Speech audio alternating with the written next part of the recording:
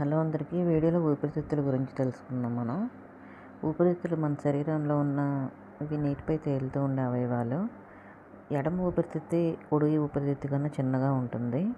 రోజుకు సుమారు మనం 2,50,000 శ్వాసలు తీసుకుంటాం. ఊపిరితిత్తులు మొత్తం ఉపరితల ప్రాంతం వచ్చేసి టెన్నిస్ మైదానం అంత ఉంటుంది. స్వచ్ఛమైన రక్తం శుద్ధి చేసే ప్రధాన కేంద్రం ఊపిరితిత్తులే. జలుబు, పొగ, ధూళి వంటివి ఊపిరితిత్తుల్లో మ్యూకస్ పెరగటానికి కారణం అవుతాయి. శరీరంలో ఎక్కువ ఆక్సిజన్ ఊపిరితిత్తుల ద్వారా మాత్రమే చేరుతుంది. చెడుగాలి తొలగించే ప్రధాన మార్గం కూడా ఊపిరితిత్తులే. ఊపిరితిత్తుల్లో రక్తనాళాలు సుమారు 2,400 కిలోమీటర్ల పొడవు ఉంటాయి.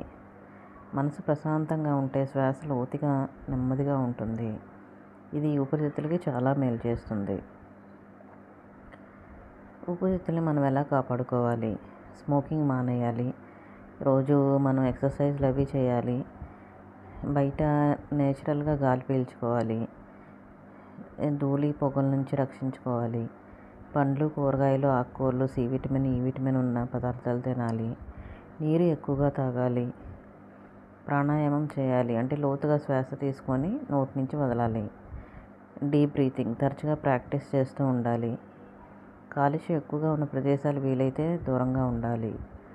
ఆరోగ్య పరీక్షలు క్రమం తప్పకుండా చేయించుకుంటూ ఉండాలి.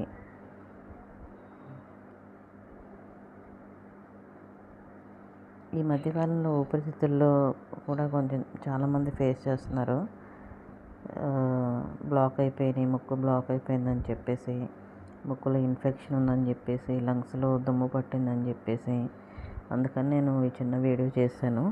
ఇది ఎవరికైనా ఉపయోగపడుతుందేమోనని చెప్పేసి అనుకుంటున్నాను. నా వీడియో నచ్చినట్టయితే తప్పకుండా లైక్ చేసి, షేర్ చేసి నా ఛానల్ సబ్స్క్రైబ్ చేయటం మాత్రం మర్చిపోవద్దు.